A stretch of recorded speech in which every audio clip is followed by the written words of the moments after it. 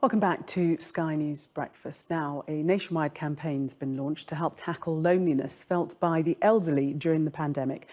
The Message of Hope campaign has seen young children write letters and make drawings, which have been distributed to older people in their NHS prescription bags. Let's get more on this now with the former Blue Peter presenter Radzi who's backing the Message for Hope campaign. Good morning to you. Tell us a bit more about the campaign and where the idea came from. Yeah, morning, Gillian. I suppose the idea just came from the fact that for millions of people around the country, this is such a challenging time, such a difficult time. But specifically, I think for the elderly community more than anybody else, it's a lonely time, especially if you might be living on your own, restricted transport. And so Well Pharmacy realized that actually for a lot of elderly people, even pre-COVID, one of the main interactions they might have with people is with your pharmacist, is with a service provider. And the fact that they are sending out prescriptions means they've extricated themselves from that. So they thought, well, I wonder what we could then do in terms of trying to have some sort of interaction, a gift, if you like, for older people. And then when the studies came out that young people actually wanted to make a contribution, it was a case of putting the two dots together. And I used to work on Blue Peter many moons ago, and the power of a receiving post is incredible. My mum would call it a shot in the arm. So giving a shot in the arm to old people just to put a smile on their face. It's not going to eradicate a problem. It's not going to solve the issue necessarily, but it will make them feel better. And why did you decide to get involved in particular? Well, when I was told about the idea from Well Pharmacy, I thought of my granny and granddad who are a long time passed away now. I thought about especially my granny being on her own in her 90s. I thought about my 108-year-old Zimbabwean grandmother being on her own. Wow. And so just that concept of, well, what can we do to kind of give back to people? And that's me smiling there, trying to encourage young people to send in a message of hope. So whether it's an essay or a letter or a drawing, just something so that when people receive that prescription, they'll think, yes, this is humanity. And I think if there's been one incredible thing about the likes of, say, Sir Tom Moore, it'd be his 101st birthday this week. The power he has shown that the elderly community have. I mean, look at those messages there. If you're a person who's on their own, you're not interacting with people, but somebody has drawn that, somebody's put pen to paper. And I think that can just help you get through the day that little bit better. Oh, they're so sweet, aren't they? Better days are coming was that last one. And such a lovely idea to receive them in a prescription, you know, with medicine that obviously you're taking because you're not feeling 100% and are ill. And to have that in the package with the prescription is just such a lovely idea. And as you say, could really raise spirits. Yeah, and I think that's kind of what this whole thing's about. We talk about community, which means common unity, the fact that we're trying to raise each other's spirits together. And I think, I'm a relatively young man, and actually amongst my friends, it's now really normal to say, you know what, I'm not feeling great today, or perhaps I'm struggling a little bit today. And so if we can help one another with small gestures, it can make a really big difference. And we talk about, say, a legacy of feelings. I think when you feel good for long enough, that gets you through a day, and perhaps that even turns into a good day. And for me, I think one of the heroes of life are people that have lived a long and good life. And that's been older people. They've contributed tax money. They've, in some cases, veterans of various wars. And so to me, they should be supported.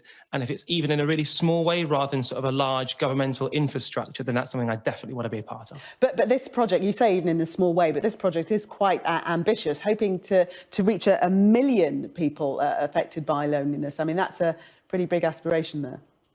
Yeah, thank you for reminding me of that, because it's so lofty, it's so massive. It's, again, why I wanted to be part of it, because when Wells Pharmacy said, right, we want to reach a million people, I thought, okay, that's a million smiles, that's a million people feeling good at that moment in time.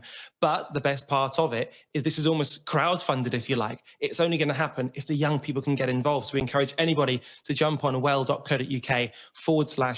of hope, or simply just send in a picture or a message via social media using the hashtag, again, message of hope. So it's big ambitions, really sort of massive scale idea, but a really simple concept. No, it is really simple. But can you see it enduring, past this time of pandemic? It seems like something that people would benefit from in years to come, that it never really needs to end. That's a great point, actually. I would love this to have a legacy and be longer lasting.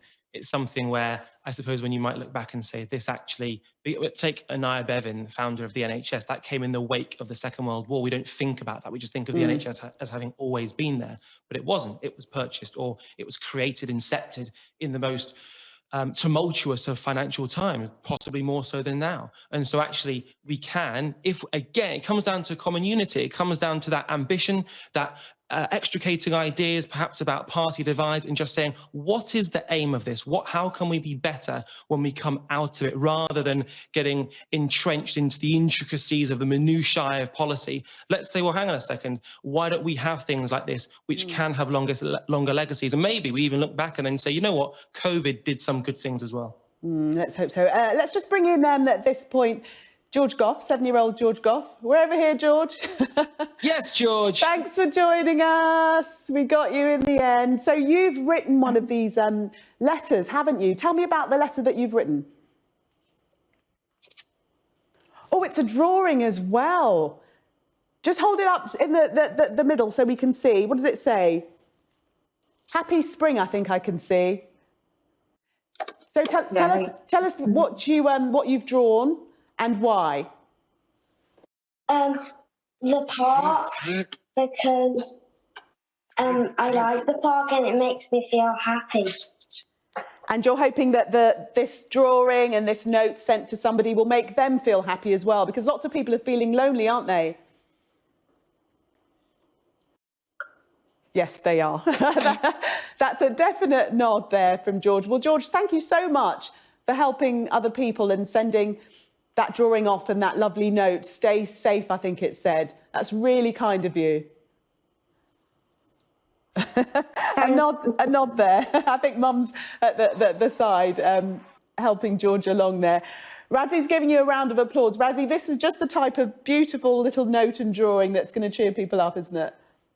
Yeah, well, look, you can see George. George, you're clearly full of energy, you're full of fervour, you're a very young man, and you've done something which might put a smile on somebody's face. And again, that's the power of this. It's something really simple. And George, you can see you're bright-eyed, George. You're excited to be on national television, incredibly excited to be live on Sky News in front of Gillian, of all people. And there you are with your mum. That's what my mum would have done, by the way, George. Gone, George, move it to the left, move it to the right, move it up, move it down here. I don't know what's going on. But George, it's absolutely fantastic. Yes, George, look at your big smile. I love this. That's what life's all about. Putting a smile on people's faces, making people feel good. Yes, Gillian, we like it. That's you, George, as well.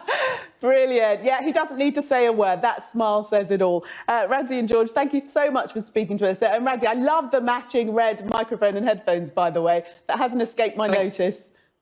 When I heard you were the presenter, Gillian, I thought, I've got to come colour coordinator, so I've tried my best this morning. Even though I'm absolutely shattered, I've tried my best. You've stepped it up. Stepped it up. It's been appreciated. Good to speak to you both. Keep smiling, George. Thanks, Gillian. Well done, George. Bye. Brilliant. And all those notes and drawings will be much appreciated by the million people that they're hoping to reach. Now it's time for our weekly roundup of